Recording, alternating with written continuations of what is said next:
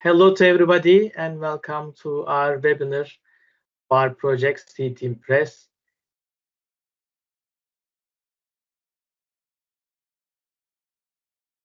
So once again, welcome to our webinar for engaging multi-stakeholders in the co-creation and co-design of disaster management solutions. Today, we're going to talk about the public and private civil partnership PPCP approach in C2IMPRESS. So I will be the moderator. So my name is Cenk Güreken, and I'm the European project team leader from Sampaş and also the coordination team of C2IMPRESS. Helping me from Antalya, Ms. Catherine Fresnet will be also moderating, and she's a very well experienced hydrologist and climate change adaptation expert from Antalya. And our valuable speakers are Juliet Rimlinger, which is specialized in international social studies, also from Antalya, and also accompanied by Ana Caterina Zosimo, who is a very experienced postdoctoral researcher from LINEC, from Portugal, and also supported by Alexandria Jamul, international social studies specialist from Antalya, and Mariana Carillo, who is also from Antalya, which is a master's student.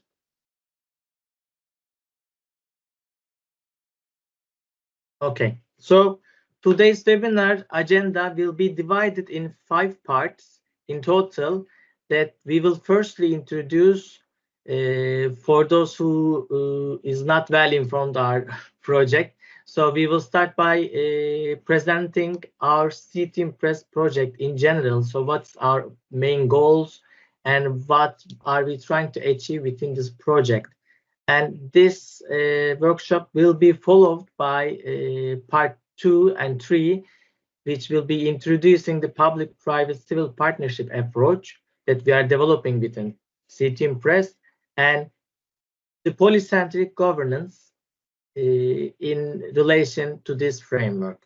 Then after that, before finishing and turning into question and answers to our attendees, we will talk about the implementation of our PPCP approach and also introduce and talk about the feedback from our one of our case study areas, which is Portugal case study area.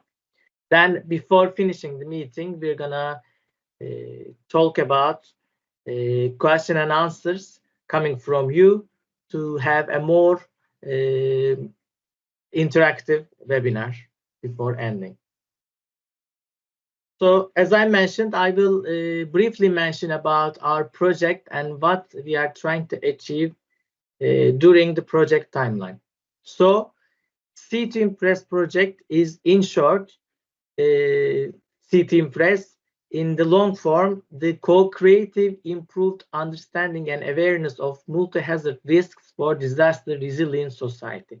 So in order to provide a disaster resilient society, we should see, we should analyze, and we should create different kind of methodologies to impress the public, in short.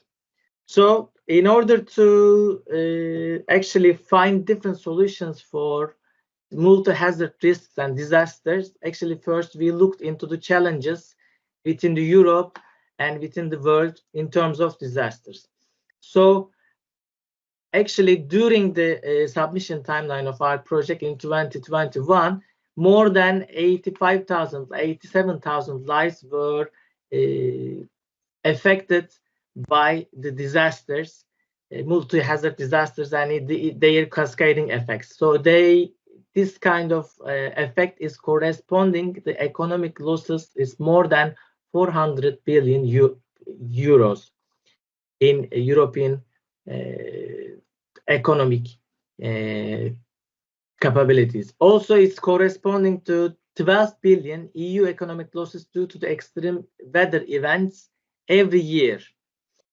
The fueling factors of these losses, both in economically and both in human lives, is first the lack of representative static and dynamic data for disaster models. We are lacking the data to analyze it.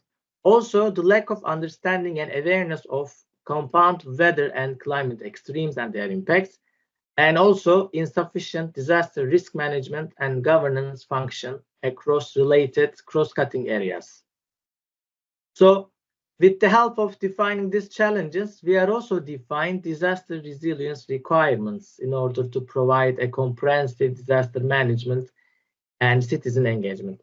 So first, like I mentioned, we are requiring representative data from different sources, from geospatial citizen science, from sensors, from IoT sensors, from social media, and so on, and existing databases and new databases.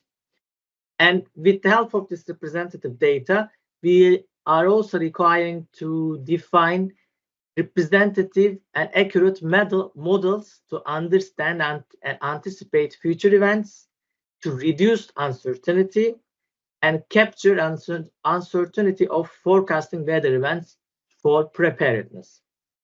And in connection to this, we are also requiring to design integrated risk and resilience frameworks for collaborative interdisciplinary approaches to include all sorts of the public and create a holistic and evidence-based local mitigation and adaptation strategies. So this will be also achieved by citizen engagement with help of new decision-making tools for citizen engagement. In short, our project C2IMPRESS has started in 2022, compiled of 16 different partners from 7 countries, and our budget is 4.17 million euros, that we are working on different case study areas throughout Europe, and also examining different kind of main hazards and cascading effects. Actually, we are proud to have a very well established and diversified consortium that we have 16 partners, as I mentioned. Sampaş Holding is the coordinator from Turkey, and we have 5 universities within our consortium, which is RMIT Europe, Istanbul University, UIB, UGA, UCAM, very well established and very experienced universities, and also supported by 4 local authorities that are case study areas located: the municipality of Egolia, Porto Aveiro in Portugal, or the municipality in Turkey, and Comunidad Autónoma Ilha Baleares in Spain is our 4 local authorities. And we also have well established technological companies, technology providers: TVS from UK, Sampaş Bilişim from Turkey, Metotronics from Portugal, and Artelia from France is our technology providers. And finally, we have very well-known 2 research organizations, NCSRD from Greece and LINEC from Portugal is our research organization partners in our consortium. So what we are actually developing within C2IMPRESS, first, also in connection with the topics that we are going to talk about, place and people-centered integrated multi-hazard risk and resilience assessment frameworks are developed and designed within C2IMPRESS. Also, we are developing a public-private-civic partnership model in order to achieve our disaster prevention and preparedness technologies to be integrated to the public with the help of public and private civic partnership. We are also developing several kind of different technological solutions and online platforms and software developments, such as system of systems for multi-hazard risk and intelligent network, and also integrated risk assessment framework, decision support platform, and its microservices for policy and decision makers. And we are also developing a human behavior and agent-based model. You can see it. Like I mentioned briefly, we have 4 different case study areas within our project. So in Egaleo, we are focusing on heat waves, wildfires, floods, and earthquakes. In Portugal Central region, we are focusing on coastal flooding, fluvial flooding, and wildfires. In Ordu, Turkey, we are focusing on fluvial flooding, and is connected with this landslides. And finally, in Balearic Islands in Spain, we are focusing on fluvial flooding, and wildfires. In terms of concept and methodology, in connection with the solutions that I briefly mentioned, we are developing different platforms such as big data powered decision support tools and policy process management tools, multi-actor decision support platforms, and real-time forecasting and early warning systems for flood and wildfire in the case study areas. And we also developing an ontology-based knowledge graph in multi-hazard management. We are developing hazard monitor app, a mobile app for using geographic information systems in terms of warning the public in a way of a disaster event. And also, like I mentioned, we are developing different polycentric risk governance mapping and PPCP approach. In case study areas, as I mentioned, we are focusing on different main hazards, and within these case study areas, we already defined hazards, needs, and main user groups. So it is not only limited to C2IMPRESS partners, but we are also including in each case study areas different volunteering groups, different stakeholders from the municipalities, and in connection with this municipality institutions, are other branches to be included with this collaborative environment. In Egaleo, we are focusing on these hazards, and these user groups will be included. In Balearic Islands, we are focusing on fluvial and wildfires. And in Portugal, like I mentioned, these hazards, needs, and user groups are also already defined. So our main partner will be Port Aveiro, but with LINEC and other stakeholders, it will be further developed. And finally, in Turkey, we are focusing on the fluvial flooding connected to the coastal zone and their cascading effects for urban flooding and regional landslides. So in short, in C2IMPRESS, we are already finishing the first half of our project. We are just in the middle, and our expected impact by the end of this project is first to create an advanced disaster crisis simulations and impact assessments supporting decision-making processes for local authorities, ensuring quantitative hazard information and quality information. Because in the beginning, I mentioned that we are lacking data for understanding. So we are creating an data-based advanced simulations. In addition, we are aiming to develop at the end of the project risk and resilience assessment solutions, studies, and outputs in support of long-term multi-hazard management strategies involving interdisciplinary teams that we are already doing. Also, novel interdisciplinary risk approaches and reaching the most vulnerable segments of the community, because in disasters, all the segments of the public is affected, but vulnerable groups is especially important that they are even weaker in a sense to require any help. And also, we are aiming to have advanced data management, information update, and forecasting early warning systems that we are already developing. And finally, we are aiming to achieve communication and dissemination platforms supporting an increased dialogue and cooperation. So in general, our project is like this. And at this part of this webinar, I will give the floor to Juliet Rimlinger. And after that, the part 3 will be followed. But please be noted that this section is pre-recorded in advance. that will be led by Artelia.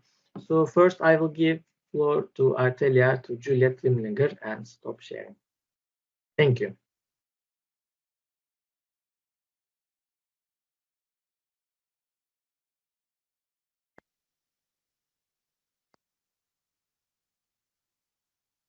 Yeah, thank you, Cheng, for giving me the floor to now present the public-private-civil partnership approach, to which I will refer as PPCP in the rest of my presentation. So PPCP is one of the innovative tools developed as part of the C2IMPRESS. It is Artelia, which I represent, which is the creator of this approach, and we oversee its implementation and validation in the 4 CSAs of the project. Just note that it's the first time this approach is designed and implemented in a real case study, so we're still in the experimentation phase.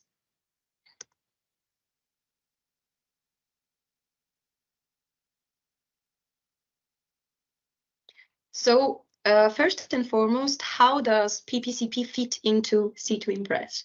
Well, you can see from the Venn diagram on the left of my screen that the PPCP approach is interwoven between two thematic bubbles. On the top, you have this yellow bubble with the citizen engagement, citizen science, and big data. And on the top left, you have this blue bubble showing risk governance and decision support. You can also see on the diagram that PPCP is linked to the heart of the diagram, knowledge co-production for better understanding and public awareness of multi-risk hazards. As a reminder, this is the main objective of C2IMPRESS. So from the sentence on the right, you can see in highlighted orange that the objectives of the PPCP approach should enable co-creation and co-design between multiple actors in a given area from the public, private, and civil society sectors. It's also clear from that sentence that the expected results, highlighted in blue, are that project results should be maximized and that collective intelligence and public outreach should be enhanced. In short, that's quite an ambitious work.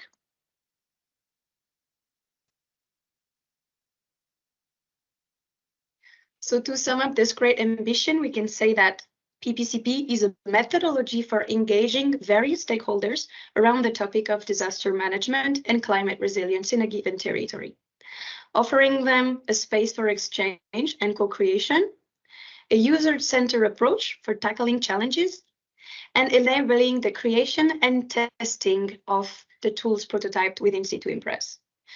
Let me talk about the stakeholders that we're talking about. They are from 3 sectors. The public sectors, we're talking emergency services, fire department, police forces, etc. Also fall in this group the local and national agencies such as civil protection and civil security. And we also have localities, local authorities, such as municipalities or councils. Within the private actors, we can find small businesses, big companies, startups working on different topics such as engineering, new technologies, construction, etc. And in the civil society actors, we have NGOs such as the Red Cross or Doctors Without Borders. We have local volunteer groups and community organizations, but also universities and research institutes, which fall into this category. It should be noted that C2IMPRESS also has an approach oriented toward citizen engagement in disaster risk reduction, specifically targeting vulnerable groups. But our consortium partner, University of Istanbul, is responsible of developing this approach towards the citizens as individuals. The PPCP approach is only intended to target stakeholders, which are representatives of institutions or organizations. I want to say a few words about 2 methods, 2 tools that have helped me design this PPCP approach. The first one is the Living Lab methodology. A Living Lab is a collaborative, innovative space where multiple stakeholders come together to co-create, test, and evaluate solutions in a real-world environment. Living Labs focus on the end user and promote a participatory approach to solving complex problems. Living labs can be super powerful tools in the context of natural disaster management because it allows experimenting and optimizing approaches, and also including each stakeholder, which can bring their own stone to the work, whether it's from their experience, knowledge, or by just expressing their needs. The second methodology that I liked to include in the PPCP approach is design thinking. So I was very lucky to be invited in a design thinking workshop last year from another European funded project, which is Education Hub. And I want to say a few words about this great method. It's a user-centered approach that helps solving complex problems creatively and collaboratively. It is defined in 6 steps, which you can see with the colored dots, knowing that each step is iterative and you can easily come back to the previous step to test again, fail, test again, fail until you succeed. Applied to natural disaster management, design thinking can be a valuable tool for creating more effective and adaptive management plans to the local context. We start with a thorough understanding of the needs of communities affected by disaster, and we encourage the participation of stakeholders through very intuitive tools. You can see a photo on the bottom right with some tools that we like to play with during design thinking activities. So both design thinking and living labs are great tools to implement this PPCP approach. Now let's dive into the heart of the PPCP approach. As of now, it's designed into 2 phases. We have a preliminary phase with 4 subphases and an implementation phase with 4 living labs that are organized. I'll talk about that later. Why do I say today there's only 2 phases? Because it's very likely that we might add a post-implementation phase after the 4 living lab, just to give the opportunity to monitor and evaluate the PPCP approach and to update it accordingly to the feedback from the CSAs. Now I'm going to talk a little bit more in details about the 4 sub-steps of the preliminary step. The first one is the baseline study. So we want to accompany CSAs to draft a short document talking about geography, demography, economy, current governance systems. It helps us to take a snapshot of the CSA at a given moment and to assess the capabilities and understand better what we have to work with.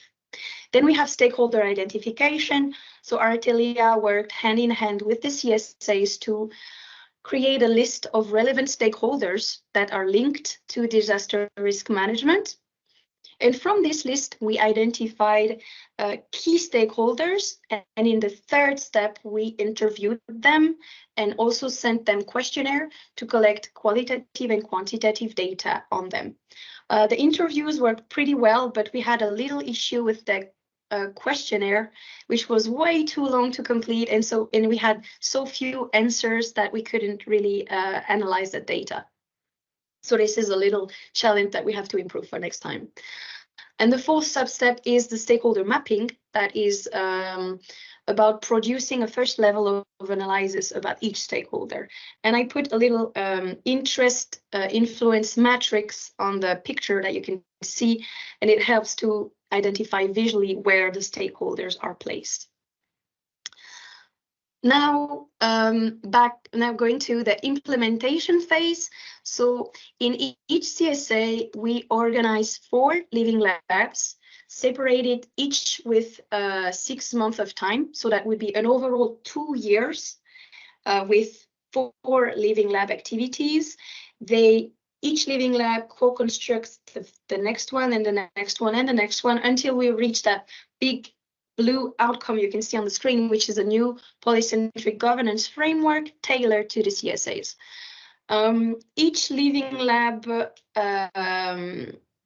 includes from 15 to 25 stakeholders. Less than this, and it's difficult to gather to make co-creation happen. And more than this is really hard to manage and facilitate the group.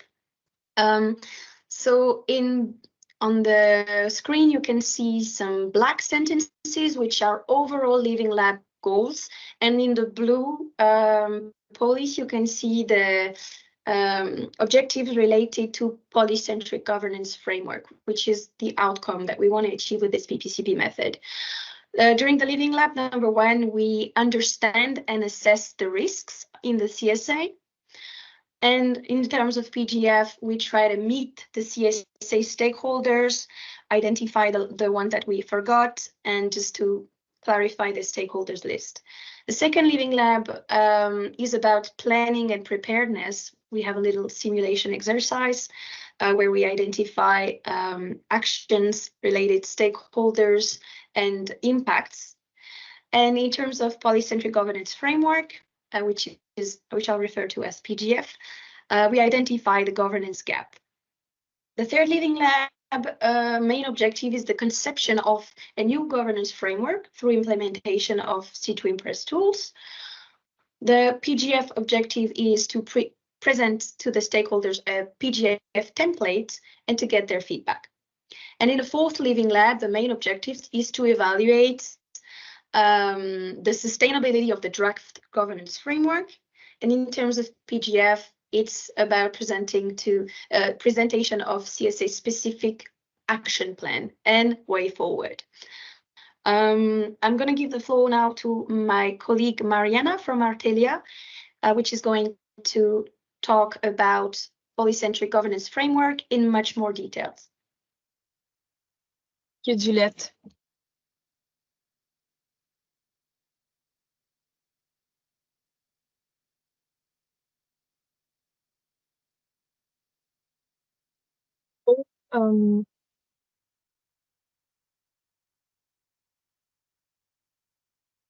In the C2IMPRESS project, the polycentric governance is one of the many steps to strengthen society through understanding and awareness of multi-hazard risks to disasters, improving resilience. But what the polycentric governance is? Polycentric governance is an alternative approach to the centralized model where it responds more effectively to the diverse needs of the community. Governance refers to the process and structures through which a group, organization, or society manages its affairs, exercises authority, and makes decisions. It encompasses the mechanism, processes, and institutions that guide and regulate the behavior of individuals and groups within a system. In the context of governance, polycentricity refers to a system with multiple centers of authority, decision-making, and control.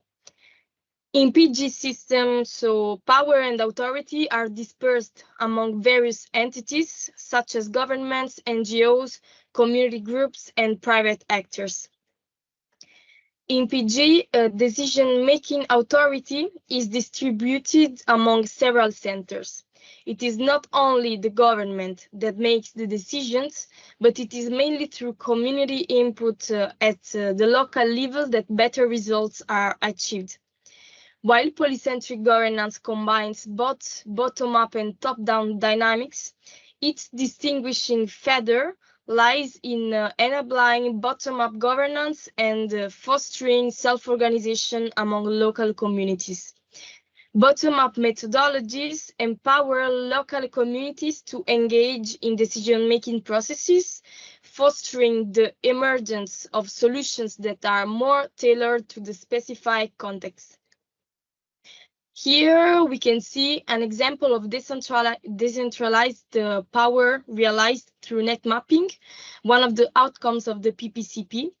It is an interesting tool for the implementation of polycentric governance, as it provides a visual representation of the relationships between actors, helps to identify the central strengths and weaknesses of the system, and fosters participation and transparency. Two key concepts of polycentric governance are coordination and inclusive participation. Coordination transforms conflicts into growth opportunities. Open communication and collaboration foster innovative solutions. And inclusive participation ensures diverse perspectives for comprehensive understanding and progress. In the case of the C2IMPRESS project, this deliverable is part of one of the 9 packages, more specifically on the work package 7, and will therefore be applied in the pre-disaster risk management domain. Alexandra from Artelia will give us some insight into this latter concept.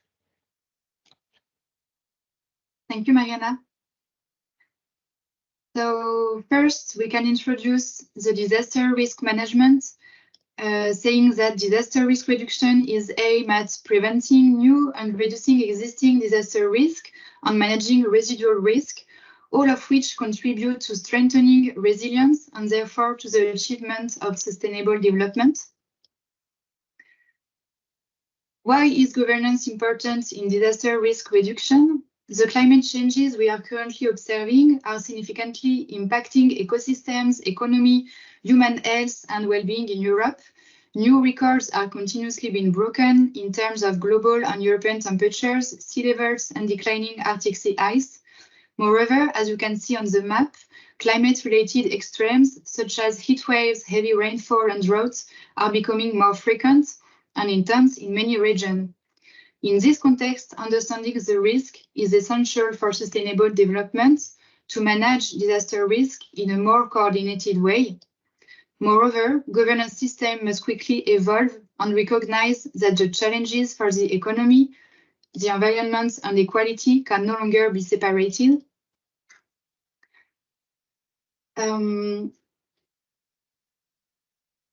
To achieve this goal, international tools and agreements have been put in place. The Sendai Framework, which was adopted by the member states of the United Nations in 2015, is designed to support the reduction of existing level of risk and prevent the emergence of new ones. It works in line with the other 2030 agenda agreements, including the Paris Agreement on climate change and ultimately the Sustainable Development Goals. As you can see on the screen, the Sendai Framework has 4 priorities for action, and the second one is focused on strengthening disaster risk governance to manage disaster risk. Therefore, the PPCP approach is part of a continuum of tools, instruments, plans, and programs at the local, regional, national, and international level. Let's talk now on how can the PPCP approach be used to co-construct a polycentric governance framework for better disaster risk management. The answer is that the PPCP approach should make possible to involve public and private sectors and civil society, propose a new multi-party engagement structure, develop a co-design and co-creation approach, increase acceptability and transparency of governance actors, improve collective intelligence, sharing of knowledge and public awareness on disaster risk, and empower citizens and society to act on climate. Finally, the PPCP approach will serve polycentric governance and induce an evolution towards new form of governance to increase the participation of all actors in decision-making for a sustainable transition towards a just and risk-resilient society. The PPCP approach, developed by Artelia, has started to be deployed in different case study areas, including Portugal.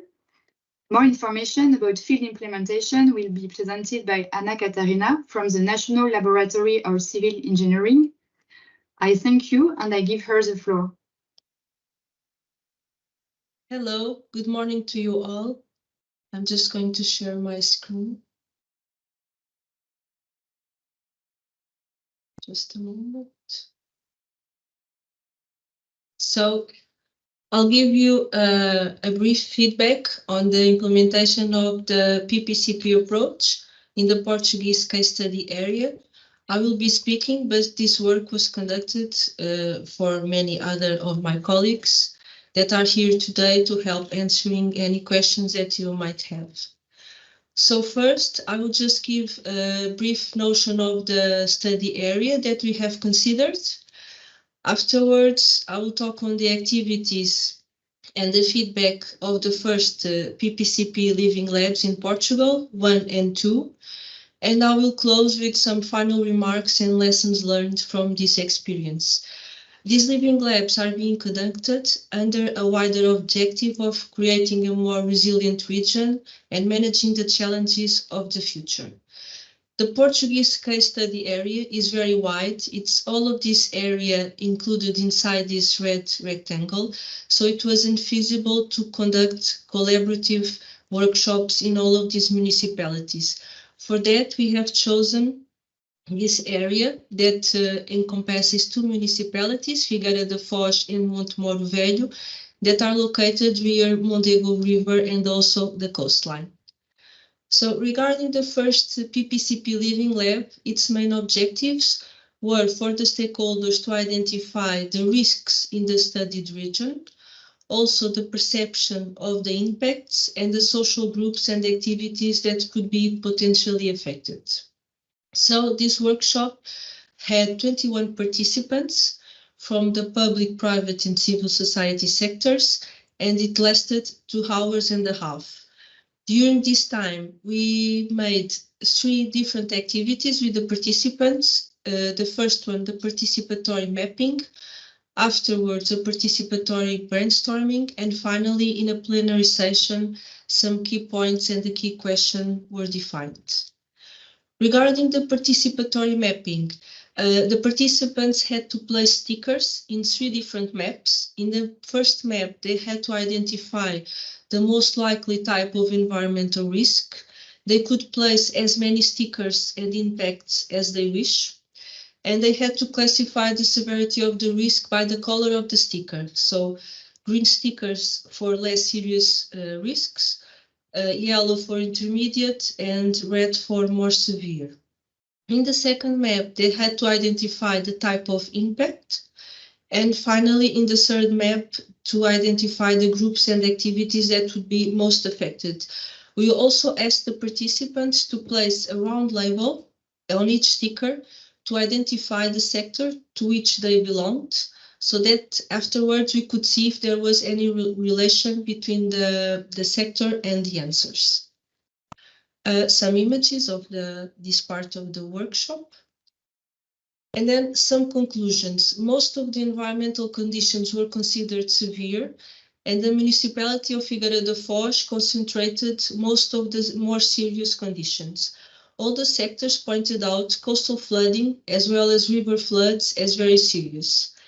Between the risks that were considered less serious, the heat waves were widely mentioned, and we think that this can be linked to the fact that people already have some protective behaviors that they can adopt to face heat waves, but they feel that they can do little against coastal overtopping and river floods.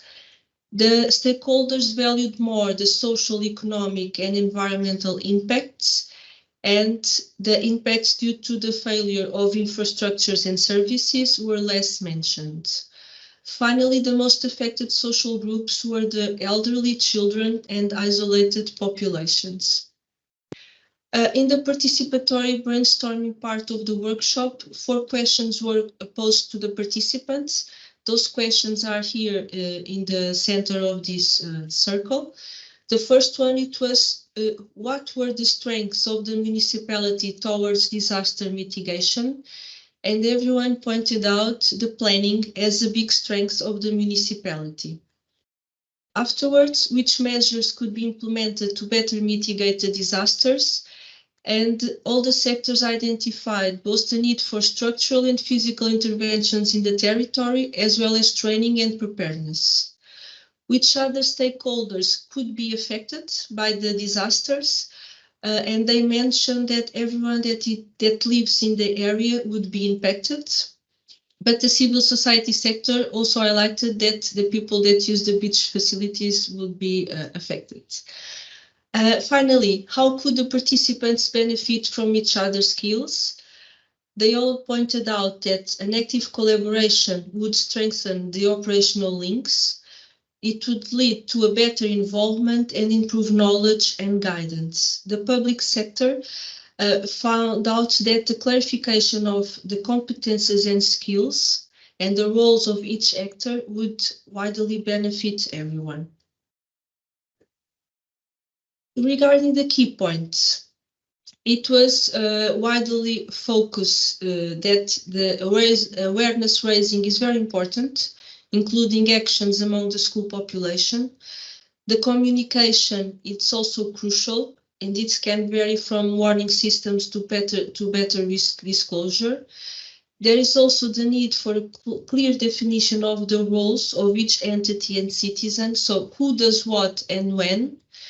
And finally, the creation of a safety culture is essential, and also the training for the population evacuation.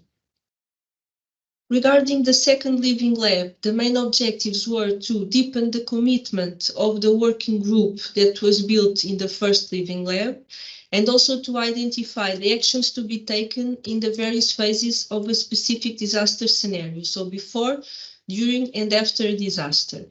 The players involved in each action, and finally the impact of that action on the community. So this second living lab lasted 3 hours. We had 14 participants that were divided in 3 groups. Each group dealt with one specific phase of the disaster. The participants were divided according to their expertise.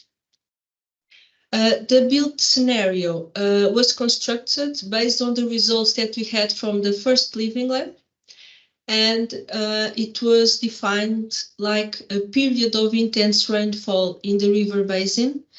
The reservoir had reached its maximum levels, and it was necessary to discharge flows that would cause river flooding in the downstream. And at the same time, downstream of the river, there was the occurrence of a storm with heavy winds and rainfall, extreme sea, and also rising sea levels due to storm surge. In the workshop, we also presented some of the impacts that were foreseen for this type of disaster, so that people would have a better notion of what they would be dealing with. So the activity was each group had one map to work on, and they had to define actions for 3 axes of intervention: vulnerable groups, identified by the yellow stickers, infrastructures with red stickers, and finally health services and other services with green stickers. So each participant had to place in the map a sticker with the description of the action, also with the objective of the action and its impact in the community. And finally, in the Venn diagram, they had to put the entities that would collaborate to develop the action in its appropriate place. So after the placement of the stickers, inside each one of the group, there was a facilitator from the organization that helped to eliminate duplicated actions, to rename actions, group, and so on, so that a final set of actions could be achieved and numbered in a table by chronological order. These are the working tables. They are very messy. And afterwards, we already started to analyze the results.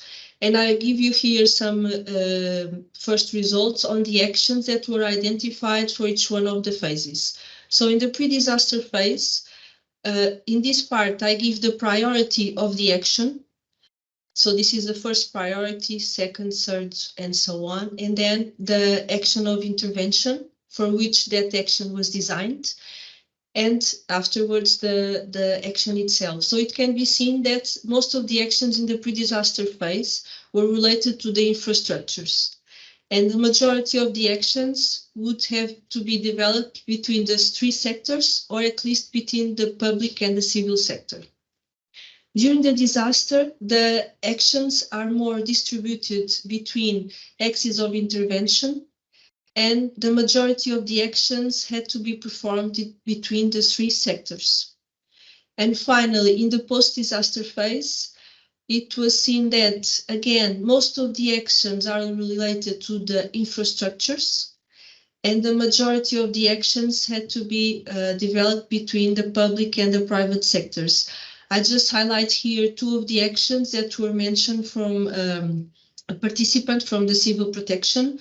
That is the need to reorganize the destination health units based on the excesses that were affected, for instance, roads closed, so that the chronic patients can continue to receive treatment, and also to ensure that we have the same strengths in logistics infrastructures and spatial distribution of the civil protection agents among the territory. In this case, Figueira da Foz has a river in the that crosses the municipality, and we have to ensure that we have the same logistics in the north and south areas.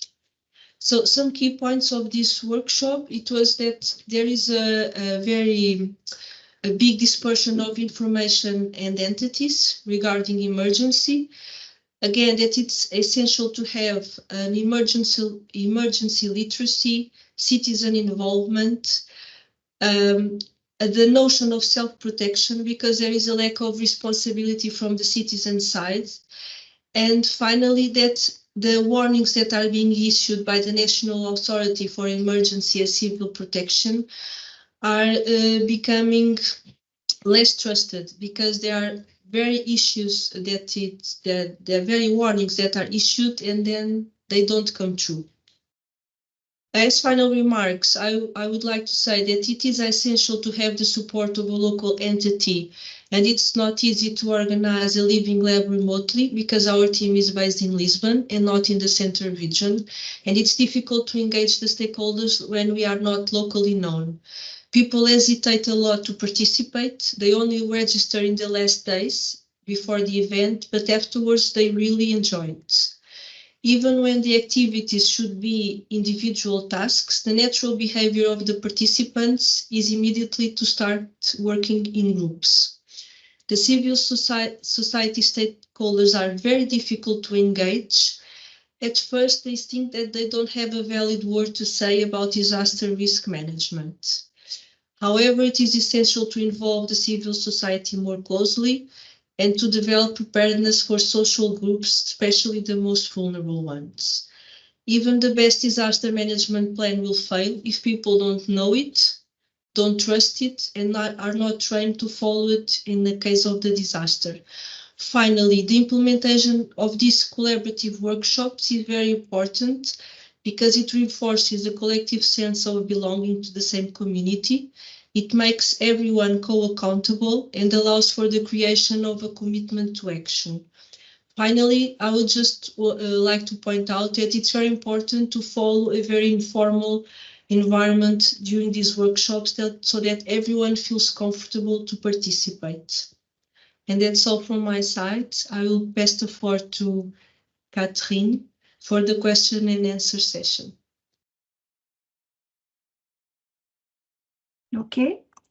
Thank you very much, Anna Katarina, for this very interesting feedback on the two first Living Lab workshop, which gives a concrete and operational understanding of the PPCP methodology developed by Artelia and duly presented by Juliette.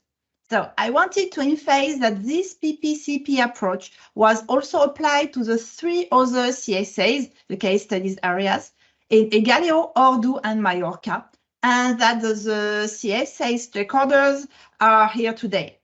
So I'm opening this Q&A session so that you can question Chang about the C2IMPRESS project, Juliette about the PPCP methodology, Alexandra and Mariana about the final stage of the PPCP leading to the establishment of a new polycentric governance framework, and Anna Katarina and her colleagues about the application of the PPCP approach on the CSA in Portugal.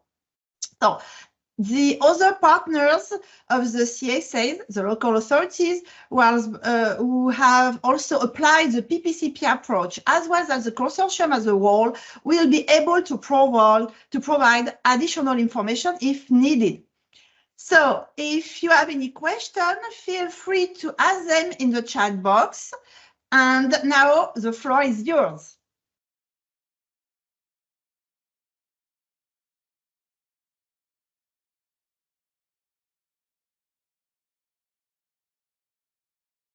So one of the questions in the chat box is about the participation of external person in a PPCP workshop. So the question is to you, but I don't know for which PPCP workshop the person is addressing.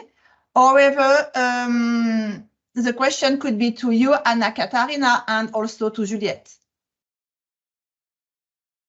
An external. Okay, Juliette, you can answer if you like. Okay, thank you. I just wanted to thank the person who wrote the question for his interest in our methodology. Just to answer quickly, if you are if you are a stakeholder who is on one of the 4 CSAs of the C2IMPRESS project, and you haven't enrolled yet in one of our PPCP workshops, you're definitely invited to participate. We like to work with the same stakeholder group for this 4 living labs, but if you want to join during the next living lab and catch up on the sessions, if you are a member of the CSA, of one of the 4 CSAs, you can definitely write to us at the email address that we will show at the very end of this webinar. That said, if you're not a part of one of the 4 CSAs, I'm not sure that you participating in the CSA's living labs would be relevant for you. And just to finish my answer, at a later stage of the C2IMPRESS project, if you're interested in the methodology of a PPCP and Living Lab and design thinking, some elements of our methodology will also be provided, but not at this stage.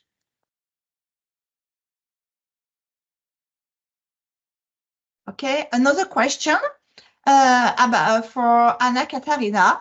Have you addressed or could you overcome the challenges you mentioned in your presentation? Okay, I think probably you are mentioning the part of the engaging the civil society that I mentioned that it's very, very difficult.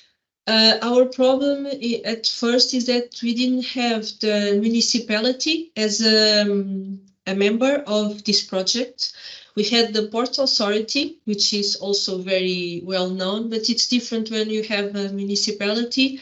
But in the meantime, and during the first 2 living labs, we already had a contact inside the municipality, and we want to use that way to engage more actors in the civil society. That's a way that we are thinking about. Okay, thank you, Anna Katarina.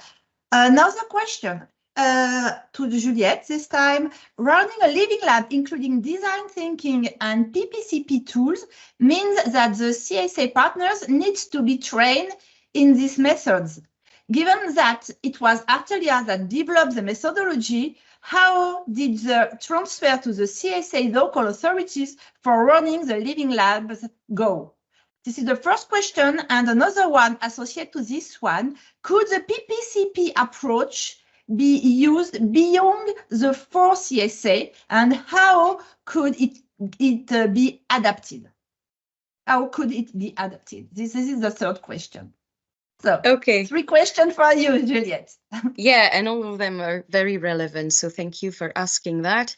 For addressing the first question, which was about how do we pass on the methodology that Artelia is developing from France to our different CSA teams. And this question is particularly relevant because facilitating a design thinking / living lab activity is quite a lot of work. It's necessary to first to understand super clearly how do these tools work. Then we need a lot of facilitators for helping each subgroup and etc. So what we did to train, as a reminder, the methodology was designed in France, and then we had to pass on to Portugal, Turkey, and Greece, and Spain. So what we did was, there is a first methodological deliverable that was written, and that compiles the whole methodology as well as a very detailed program for each living lab to be organized. So there's very precise roadmaps and a lot of tools and annexes that the CSAs can print and make available for the participants. And then we also, after this deliverable, we also held lots of meetings to discuss on how to facilitate such activities. But I just want to mention that it was very hard, considering that we could not meet face-to-face with the CSAs to pass on the methodology, and also given the fact that design thinking specifically is a method that uses lots of little tools and little gadgets, and it's a method where you really need to use your hands. So talking about that on Microsoft Teams can be quite challenging and frustrating. We've achieved to pass on the methodology as for C2IMPRESS project, but we also have some other projects that are coming where we will have the opportunity to implement the PPCP method. I'm talking specifically about a project about nature-based solutions called MedIron. It's gonna start later this year. And for MedIron project, we want to rethink the passing on the methodology to the CSAs and have Artilia going more frequently on the field and to pass on that methodology. So that was for the first question. Now the second question you ask is about the transferability, right, of the method? Yes. Yeah, thank you for this question. To answer the first part, yes, the PPCP approach can be transferred to other territories in Europe and even internationally, we hope, in time.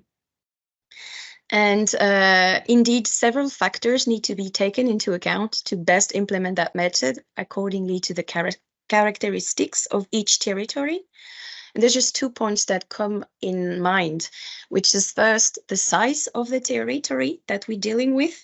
And we've seen that with some of the CSAs in C2IMPRESS. For example, central region of Portugal is such a big territory that we had to make choices on which municipalities we want to work with, because you cannot involve so many stakeholders in those living labs.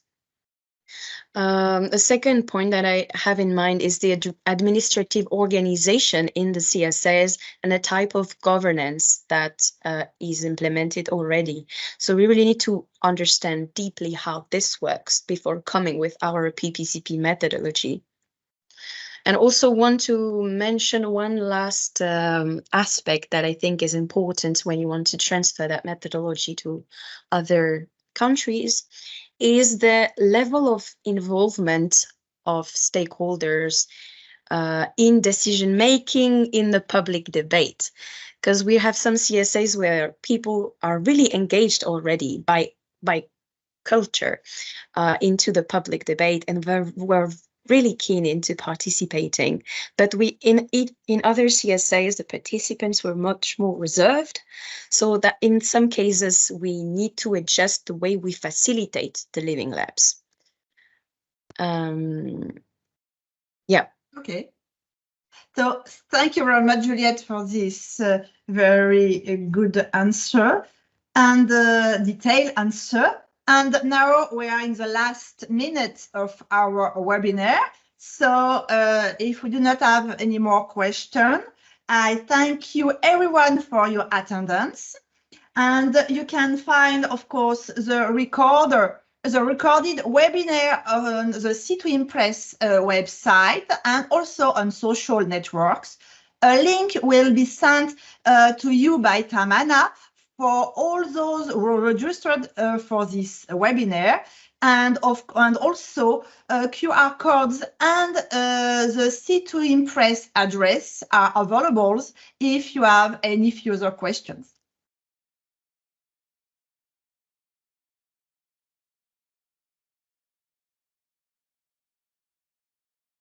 Sorry, I think there is a question. There is one from Portugal put a question. Yes, a last question is there. Sorry. Yeah. Yes. So I'm just reading the question, which is about, for remote living labs, you consider to use collaborative platforms like Miro, for instance. I actually discovered Miro a month ago, thanks to another consortium partner. I did not know this tool existed, but it's a very interesting tool for collaborative, remote, and participatory activities. So we are in the process of thinking of integrating those tools to our methodology, yes. And as you say, I'm reading the last part of the question. It's challenging because you need a little, differing on the participants, you need to understand how Miro works. For people that are very easy with computers, it takes 30 seconds, but for other participants, it can take a little bit more time to understand how it works, but it's still very promising online tool. Okay, and any more questions after the last question? No more. So thanks again, everyone, for your attendance, and do not hesitate to send us questions or comments on our C2IMPRESS address. Thank you to all of you.